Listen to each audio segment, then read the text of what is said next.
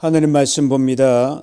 구약 스가랴서 3장 1절로 10절 말씀입니다. 스가랴 3장 1절로 10절 말씀 제가 읽어드립니다.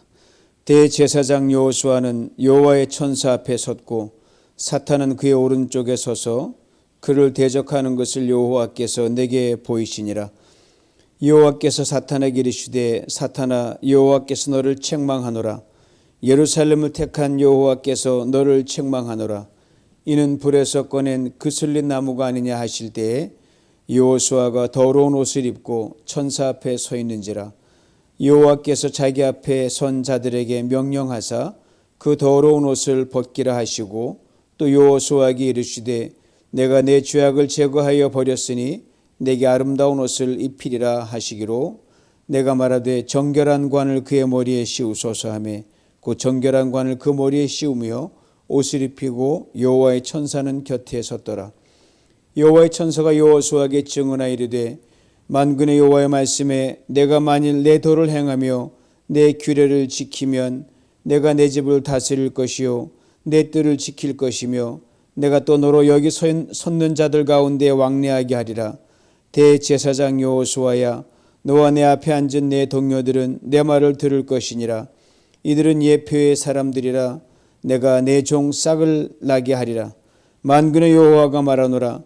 내가 너 여호수아 앞에 세운 돌을 보라. 한 돌에 7눈이 있느니라. 내가 거기에 새길 것이며 이 땅의 죄악을 하루에 제거하리라. 만군의 여호와가 말하노라. 그날에 너희가 각각 포도나무와 무화과 나무 아래로 서로 초대하리라. 아멘.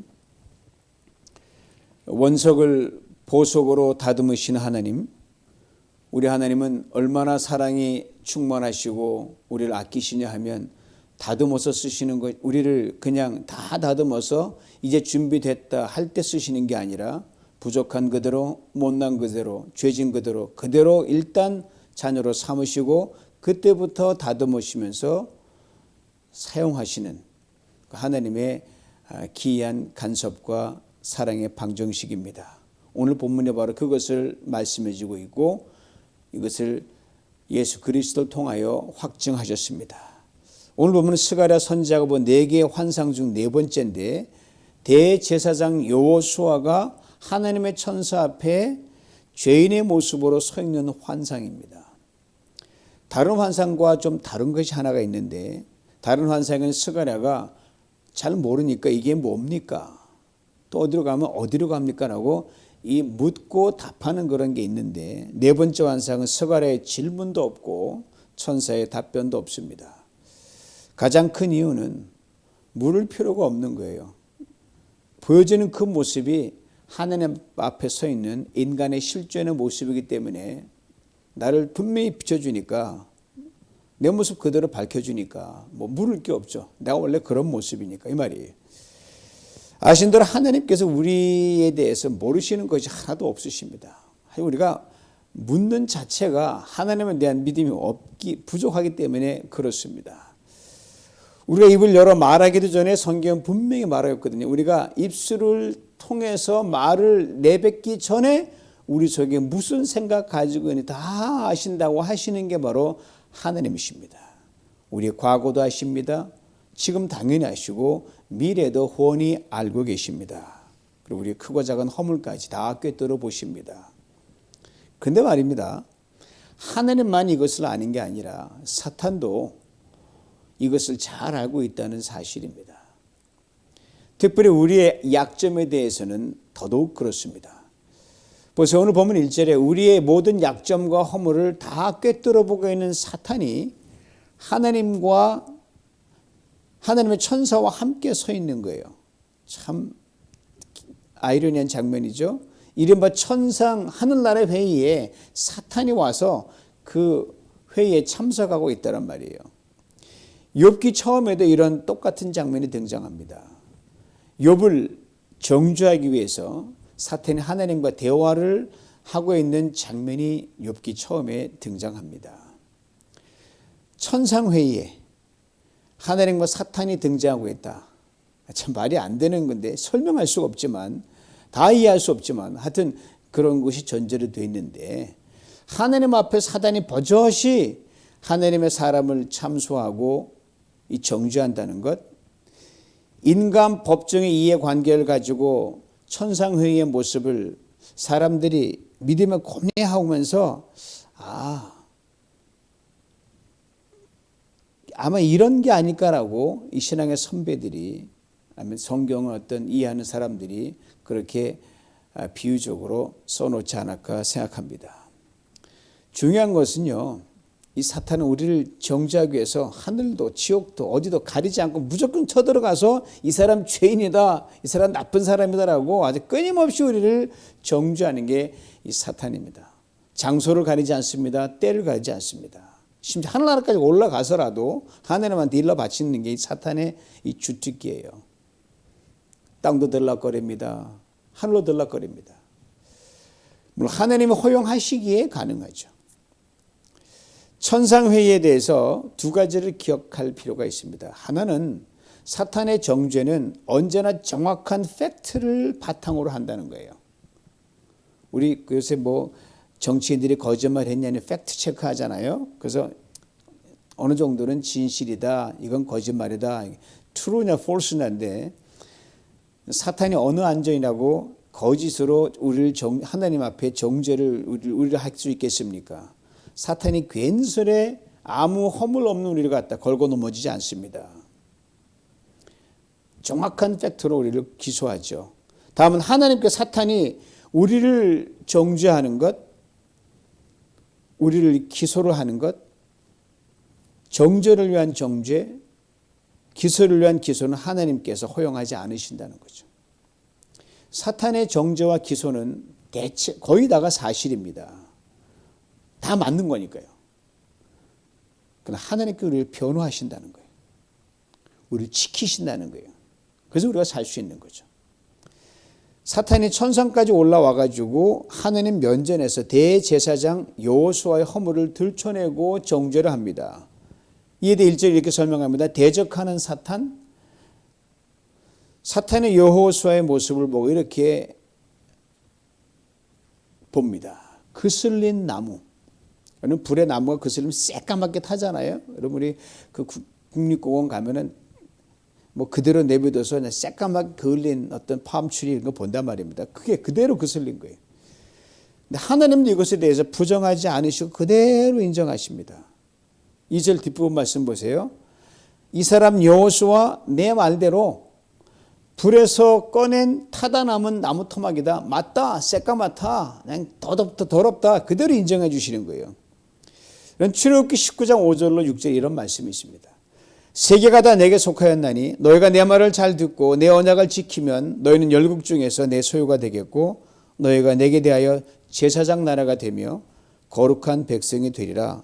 너는 이 말을 이스라엘 자손에게 고하라. 그런데 이 이스라엘이 지금 불에서 꺼낸 그슬린 나무가 되어버린 거예요.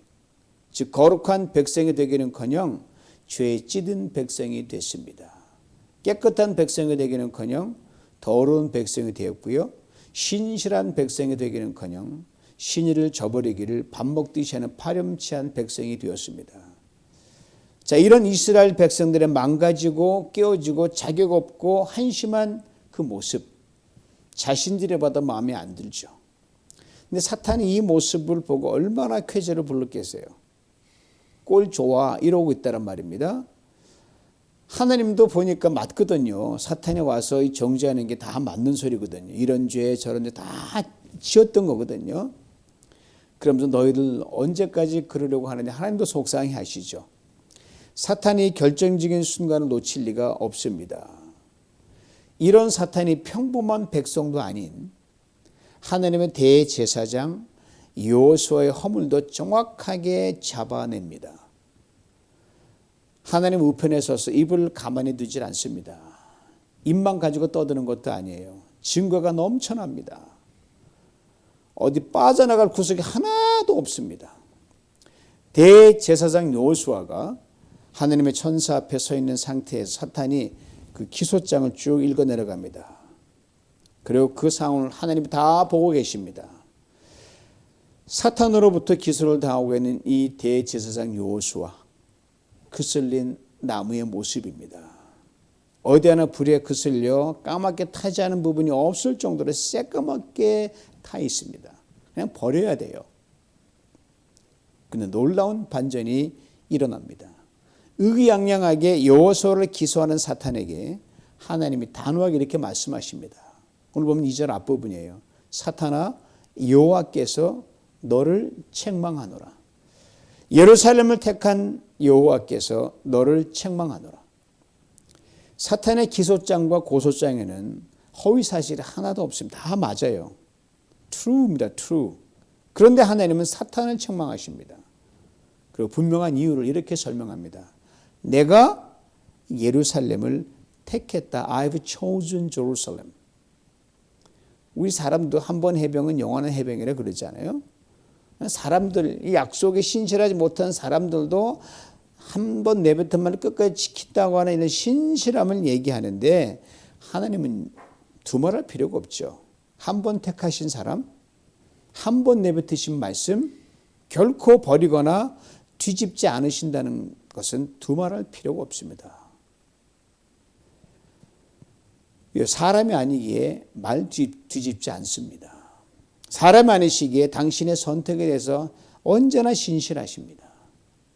하나님의 선택에 있어서 그 신실하심과 변함없이 바울은 로마서 11장 29절에 이렇게 분명하게 말해줍니다. 하나님의 은사와 부르심에는 후회하심이 없느니라.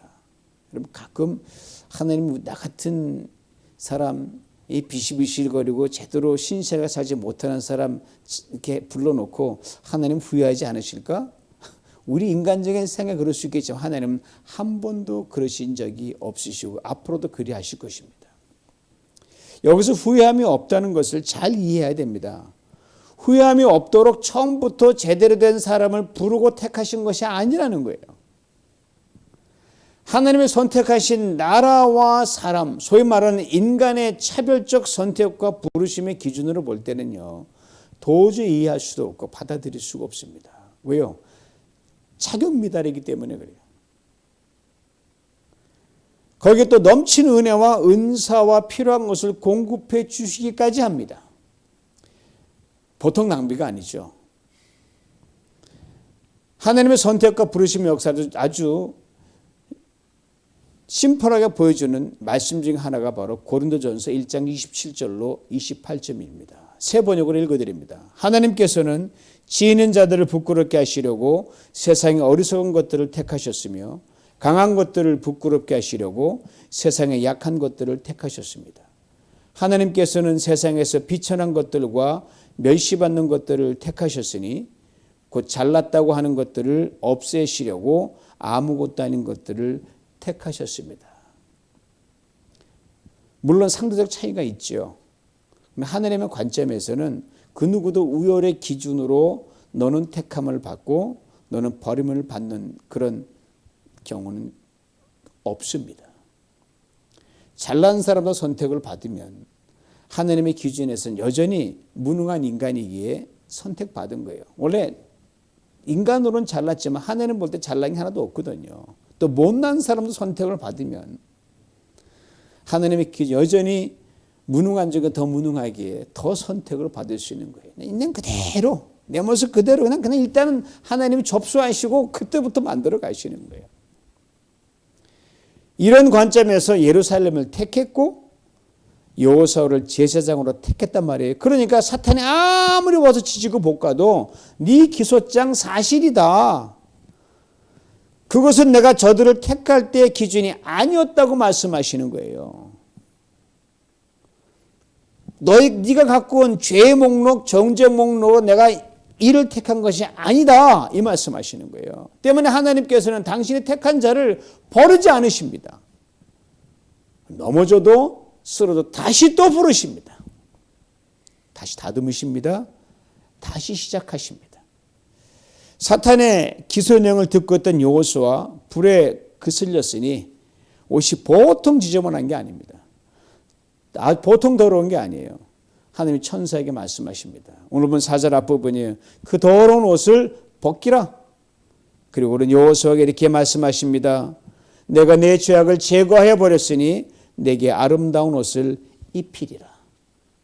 이 말을 들은 스가랴 선지자가 하나님께 이렇게 말합니다.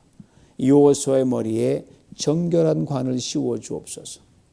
옷만 갈아입지 마시고 당신의 아들로서 이 관을 씌워 주시옵소서. 그리고 천사들이 여호수아 머리에 정결한 관을 씌웁니다. 깨끗한 옷으로 갈아입힙니다. 사랑하는 성도 여러분, 스가랴가 네 번째 환상에서 본 사람은 대제사장 여호수아입니다. 아신 대로 대제사장 하면 평범한 백성들은 감히 범접할 수 없는 보통 아주 고매한 사람이 아닙니다. 윤리 도덕적 탁월한 사람이에요. 결격사유가 없는 사람이에요. 그런데 오늘 본문은 여호수아의 모습이 참으로 형편이 없게 등장합니다. 우리의 상대적인 기준으로 볼 때 뭔가 대단한 사람처럼 보이지만 하나님의 절대 기준으로 볼 땐 함량 미달이라는 거죠. 이거는 예수 믿기 전이나 예수 믿은 후에도 똑같습니다. 그대로 받아주시죠. 그렇지. 다 기준 미달입니다. 이런 우리들을, 이런 나라를 하나님께서 선택하신 거예요. 그 대표적인 케이스가 예루살렘을 선택하신 겁니다. 사탄이 그렇게 많은 결점과 허물을 찾아서 아주 수십 장의 리스트를 작성해 가지고 올적 흠 많고 결격 사유가 많은 예루살렘을 말입니다. 하나님께서 여러분과 저를 택하신 것도 이와 동일합니다. 여러분, 세상 사람들이 모르는 많은 허물과 약점이 우리 각자에게 있거든요. 그걸 쫙 펼쳐놓으면 많습니다. 우리가 그냥 얘기를 안 해서 그렇지. 이거를 놓치면 여러분, 내가 뭔가 된 줄로 하면 우리 사탄의 정죄 화살을 피할 길이 없습니다. 왜? 내가 제대로 됐다고 하면 그걸 맞장서 가지고 고소장과 내가 맞설 힘이 있어야 되거든요. 그런 힘이 없거든요. 이스라엘 백성들이 하나님이 자신들 택한 탁월한 은혜의 선택을 깊이 깨닫지 못하고 감사치도 않았기에 저들은 여지없이 사단의 정죄 화살을 맞고 고난의 길을 걸어가야만 했습니다. 저들의 역사에서 가장 두드러진 예가 이스라엘 백성이 나라가 두 동강 나눠지고 마지막 남은 유다 왕국이 멸망하고 바빌론으로 포로로 잡혀가서 70년 동안 포로 생활을 한 것입니다. 이제 포로로 잡혀갔던 이스라엘 백성들을 돌리시기 위해 다시 당신의 뜻을 세우는 민족으로 새로운 시작을 열어가 또 부르시는 거예요. 그렇게 또 자랑했고 교만했던 저들이 하나님 앞에서는 결코 내세울 것도 없고 자랑할 것이 없는 허물 많고 때묻고 형편없는 존재임을 일깨워주기 위해서 제발 너희들 모습이 원래 이랬다는 걸 좀 깨달아라 하고 대제사장 여호수아의 더러워진 모습을 예표로 보여주신 겁니다. 너희가 날고 기어봐라. 이 모습이 너희들 선택했던 그 모습 그대로라고 말씀하시는 거예요. 그리고 여호수아의 모습이 바로 저들의 모습이요, 우리들의 모습임을 보게 하십니다. 그렇다 하나님의 말씀에 순종하여 그 말씀대로 살아가라고 일깨워 주십니다. 시편 51편 16절 17절에 그럼 이런 말씀이 있습니다.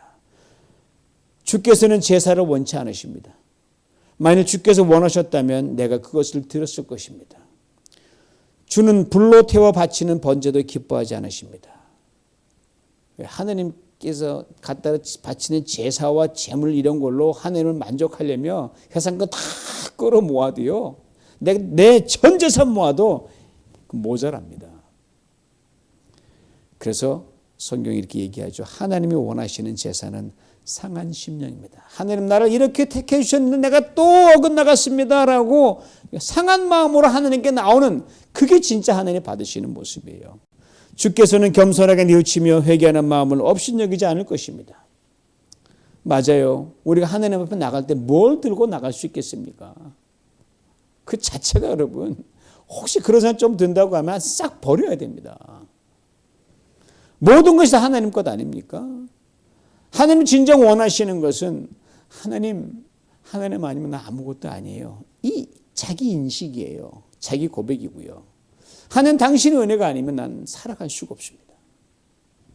철저한 하나님의 의존의식입니다. 내가 늘 모자라고, 때로 내가 늘 한심하고, 내가 늘 제일 바보 같다. 그게 여러분 그리스도인의 생각이어야 됩니다. 오늘 본문에서 그슬린 나무와 더러운 옷은 당시 이스라엘 백성들의 마음과 영과 생각이 그렇다는 것을 비유적으로 설명한 겁니다. 물론 영과 생각과 마음이 잘못되었으니 실제로 저들의 성전터가 불에 타서 그슬린 나무가 되었고 저들의 옷은 더러워졌습니다.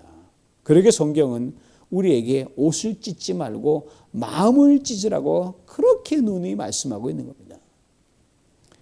8절에 내종 싹시란 표현이 나옵니다. 싹이란 나뭇가지를 말하는데 하나님께서 우리를 대신해서 우리가 도저히 짚고 갈 수 없는 인생의 무거운 죄의 짐, 저주의 짐, 사망의 짐을 지시기 위해 장차 메시아로 구주로 오실 예수 그리스도를 상징하는 표현이 이 싹입니다. 그러면 스가랴 3장에는요 2명의 대제사장이 등장하는 셈이에요. 하나는 인간 대제사장 여호수아고 다른 하나는 예수 그리스도입니다. 훗날 하나님께 친히 사람이 되셔서 친히 십자가를 지심으로 우리가 드려야 할 마땅한 제물을 드릴 수 없으니까 친히 제물이 되어버리신 거예요.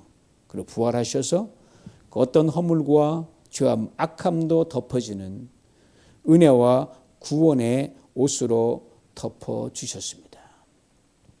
오늘 본 마지막 10절의 말씀으로 한번 돌아가 봅니다. 만군의 여호와가 말하노라 그날에 너희가 각각 포도나무와 무화과나무 아래로 서로 초대하리라. 그날이란 어느 민족 어느 사람도 차별하지 않고 부르신 하나님의 구원의 날입니다. 이 예언의 말씀이 2000년 전 하나님 아들 예수 그리스도가 이 땅에 사람의 아들로 태어나심으로 완전히 성취되셨습니다. 대강절 크리스마스 절기를 통해 바로 이 성취된 예언의 주인공인 예수 그리스도의 오심을 기념하고 새롭게 맞이하는 게 바로 그 대강절. 그래서 의미가 있는 거예요.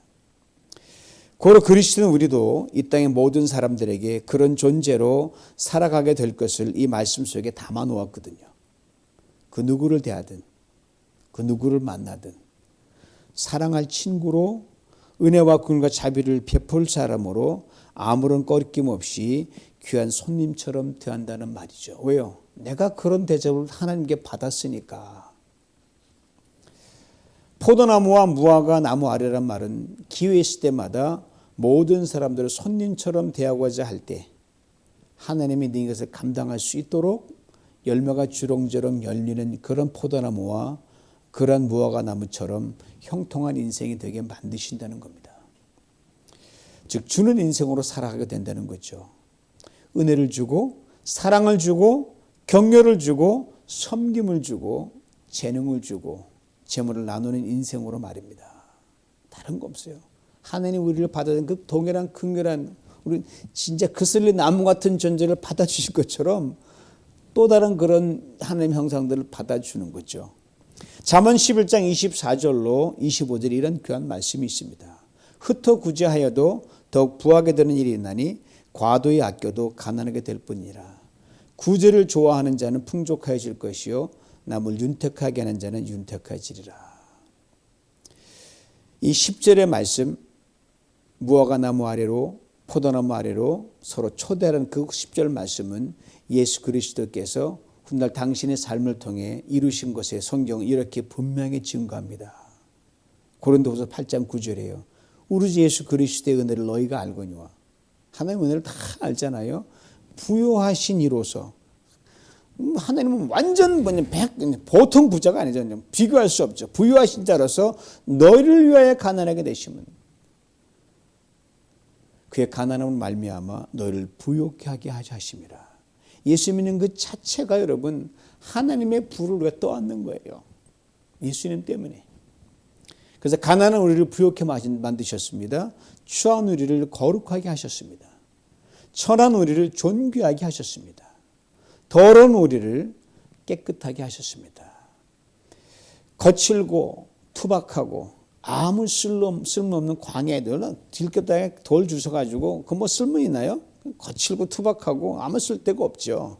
그대로 두면 그냥 원석 그 자체인 그 우리들을 예수 그리스도 통해서 보석이 되게 만드셨습니다. 출애굽기 28장에 하나님께서 아론을 부르셔서 제사장의 옷을 치어 입히는 장면이 나옵니다. 그리고 그 옷 위에 12개의 보석을 박아 넣은 판결 흉패를 딱 덧입혀 주십니다. 아론이 성소에 들어갈 때 이 옷을 입고 들어갑니다. 오늘 본문에 등장한 대제사장 모습처럼 그 옷을 벗기면 그슬린 투성인 흠과 티와 허물이 많은 인간뿐이에요. 그런 아론인데 자격 없죠. 그럼 못 들어가죠. 볼품 없습니다. 허물투성입니다. 이것을 하늘에 만나 찬란한 보석에 박힌 흉패로 가려주십니다. 안은 투박한 원석입니다. 그러나 하나님은 그 투박한 안에 있는 그슬린 아론을 보지 않으시고 당신이 입히신 찬란한 보석만 보십니다. 아시겠습니까? 오늘 본문의 대제사장 여호수아도 그렇게 하셨고요. 사탄의 정죄를 완전 봉쇄하셨습니다. 사탄이 무엇이라고 항변해도 여호수아는 거칠고 투박하고 쓸모없는 원석이 아니라 하나님의 찬란한 보석입니다. 훗날 예수 그리스도를 통해 죄인인 우리들, 거칠고 투박하고 볼품없고 쓸모없는 원석인 우리들을 찬란한 보석으로 만드시겠다는 언약을 이 말씀에 담아 놓으셨습니다. 그렇지만 예수 안에서 우리는 죄로 더러워지고 깨지고 거친 원석이 아닙니다. 원석의 모든 허물과 추함과 거침과 더러움이 싹 가리워지고 하나님의 공의와 거룩으로 입혀진 찬란한 보석입니다. 2000년 예수님이 오셔서 그 은혜를 오가는 세대가 누리게 만드셨죠. 그리고 훗날 베드로는 이렇게 예수 안에 우리를 이렇게 멋지게 설명해 놨습니다. 우리는 왕 같은 제사장이요, 거룩한 나라요, 하나님의 소유된 백성이다. 그 안인 아무리 썩어 들어가도 그리스도로 옷 입혀 그렇게 만드셨다는 거예요. 그러므로 여러분 대강절 지나는 이 뜻깊은 의미의 순간 내가 어떤 존재를 알고 그렇게 하나님 앞에 서기를, 겸손히 서기를 최선을 다해야 되는 거예요. 십자가로 우리가 진정 예수 그리스도를 믿는 성도라면, 우리는 예수 그리스도를 통한 놀라운 구원을 이루고 사는 성도라면 우리의 삶을 통해 부지런히 자원하는 마음으로 서로를 극진히 초대해야 되죠. 하나님의 은혜와 사랑으로 서로를 풍성하게 만들어줘야 되죠. 남을 부욕해 만드는 사람이 되어야 할 것입니다. 하려고 하면 하나님께서 이걸 이룰 수 있도록 무화과 나무가 풍성한 것처럼, 포도는 풍성한 것처럼 풍성한 열매를 맺어 그를 하도록 만들어 주실 것입니다. 예수님 우리를 부욕해 하신 그 부유함을 덧입은 사람답게 하나님 모든 더러움을 가리고 찬란한 보석이 된 그 존재를 만든 사람답게 겸손히 그 은혜에 반응하면서 하나님이 원하시는 그런 사람으로 날마다 믿음의 행진에 계속할 수 있기를 주님의 이름으로 축원합니다. 하나님 아버지 감사합니다. 예수 그리스도 안에서 우리 온갖 추함과 더러움을 다 덮으시고 찬란한 보석으로만 하나님 참으로 감사합니다. 하나님, 어제 우리는 내 모습 내가 볼 때는 참으로 한심하게 짝이 없고 허물지고 죄된 모습 그대로지만, 못난 모습 그대로지만 하나님 그래도 하나님 나를 버리지 아니하시고 또 넘어지면 일으켜 주시고 뒷걸음질 앞으로 다가가 만들어 주심으로 너 아니면 나를 내 뜻을 이룰 자가 없다고 불러주신 하나님 사랑 앞에 감격하여 우리 존재를 덮으시는 하나님의 놀라운 공의와 긍휼을 입는 자답게 오늘도 아버지 합주의 부유함을 나눠주며 복음을 함께 나누며 예수 그리스도의 빛으로 나아가는 우리 모두가 되게 하여 주시옵소서. 예수님의 이름으로 기도하옵나이다. 아멘.